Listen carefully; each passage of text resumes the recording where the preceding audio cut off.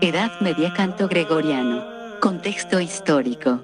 La Edad Media comienza tras la caída del Imperio Romano y termina en el siglo XV, tras una grave crisis iniciada en el siglo XIV. En Occidente, la Iglesia se convirtió en el eje fundamental de la vida medieval. Monjes y religiosos compusieron música para hacer más solemne la liturgia. Características generales de la sociedad en la Edad Media. La sociedad medieval fue durante siglos una sociedad básicamente rural. En la Edad Media, el 90% de la población vivía en el campo, centro de toda actividad y vida diaria para los habitantes de aquella época. Posteriormente se fue dando comienzo a una sociedad feudal, sistema social, político y económico dominante en la Europa occidental durante la Edad Media, que poco a poco fue instaurándose como modo de organización social. Se basaba en el establecimiento de lazos de dependencia personal entre los señores de diferentes territorios,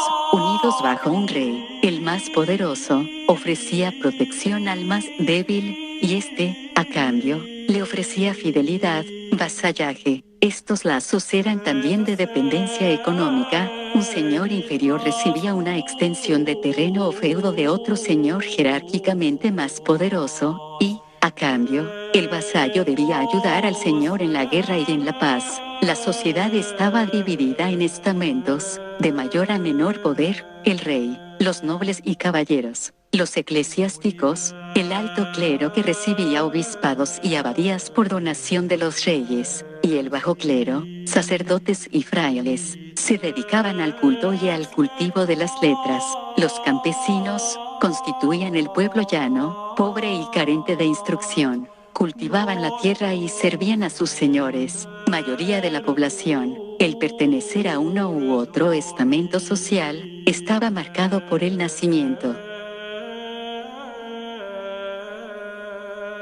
Características del estilo. El canto gregoriano es un tipo de canto llano utilizado en la liturgia de la Iglesia Católica Romana. La denominación canto gregoriano procede de atribuírsele su recopilación al Papa San Gregorio Magno. Sin embargo, el canto gregoriano no es inventado por el Papa Gregorio Magno. Este ya existía desde hace tiempo, pero lo difunde y desarrolla. El objetivo del gregoriano no fue componer, sino transmitir el mensaje a través de la música. Utiliza una notación especial mediante neumas, signos que reflejan de forma aproximada la altura y duración del sonido. La función del canto gregoriano es destacar la palabra de Dios reforzando la oración con el canto. Las partituras del canto gregoriano están escritas en tetragramas, 4 líneas. Es una plegaria cantada y la expresión de una religiosidad. Es un canto monódico, una línea melódica, interpretado por voces masculinas y escritos en latín. Todas las piezas gregorianas son siempre modales, y dentro de los modos gregorianos o modos eclesiásticos existen 8 tipos. En este tipo de canto,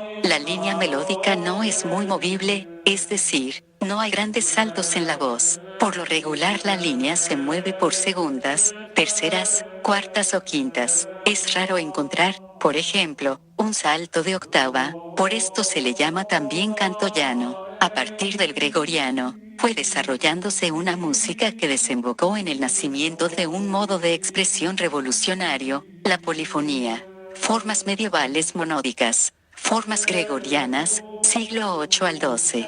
Formas trovadorescas, siglo XI al XII. Al hablar de formas monódicas, tenemos 2 formas: canto gregoriano, religioso; formas trovadorescas, profano.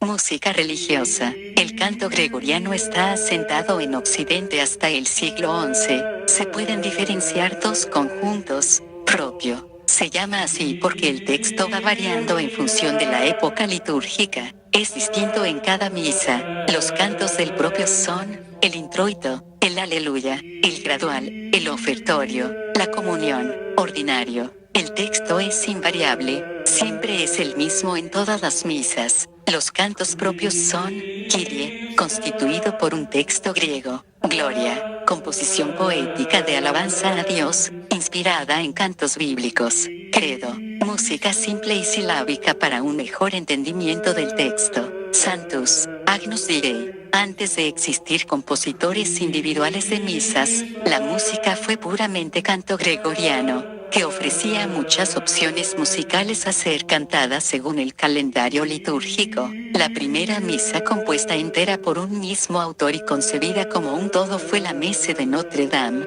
de Guillaume de Machaut, 1300 al 1377. Música profana. Trovadores y troveros. Los trovadores fueron poetas músicos cortesanos que tuvieron una gran importancia durante la Edad Media, sobre todo en Francia y España. El tema principal de los poemas y canciones era el amor caballeresco. El trovador rendía homenaje a su amada, una dama de más alto rango social, muchas veces casada, a la que amaba platónicamente. Trovadores y troveros gozaron de gran prestigio, hasta el punto de que algunos de ellos eran nobles, incluso reyes, como Ricardo Corazón de León y Alfonso X el Sabio. Juglares. Al principio de la Edad Media, los textos no estaban escritos y se transmitían de forma oral. Llegó un momento en que la cantidad y dificultad fue tanta, que se empezaron a copiar los textos, con indicaciones acerca de cómo había que cantarlos. Así empezaron a utilizarse neumas. Sin embargo, era un sistema muy imperfecto. Siglos después, los neumas fueron sustituidos por unos signos más claros y de forma cuadrada. Esta notación cuadrada, junto a las líneas del pentagrama, sirvió para la altura de los sonidos. Polifonía. Etimológicamente, polifonía viene del griego polifonía, que significa muchas voces. En la música, se reconoce como un conjunto de sonidos simultáneos, en que cada uno expresa su idea musical, conservando su independencia, formando así con los demás un tono armónico. Ars Antigua. Periodo que comprende los siglos XII y XIII, en la que se da la famosa Escuela de París. Sus más destacados representantes aparecen en torno a la Escuela de París, y son Leonin, organista de Notre Dame, y su sucesor Perotin. La melodía litúrgica, vox principalis, pronto pierde importancia con respecto a la melodía añadida, vox organalis, que ahora ocupa el lugar más agudo. Finalmente, la vox principalis deja de ser de origen litúrgico, admitiéndose la invención libre. Una novedad es el organum melismático, en que la vox principalis se fragmenta en cada una de sus notas, que adquieren una duración larga. Formas polifónicas: organum, discantus, conductus, motete, que constituye la gran invención de esta escuela. Se trata de un canto a 2 o 3 voces de carácter contrapuntístico, enlace de 2 o más melodías. Canon, organum, consiste en añadir a una melodía gregoriana, llamada cantus firmus, una segunda voz a la distancia de un intervalo de cuarta o quinta, llamada voz organalis.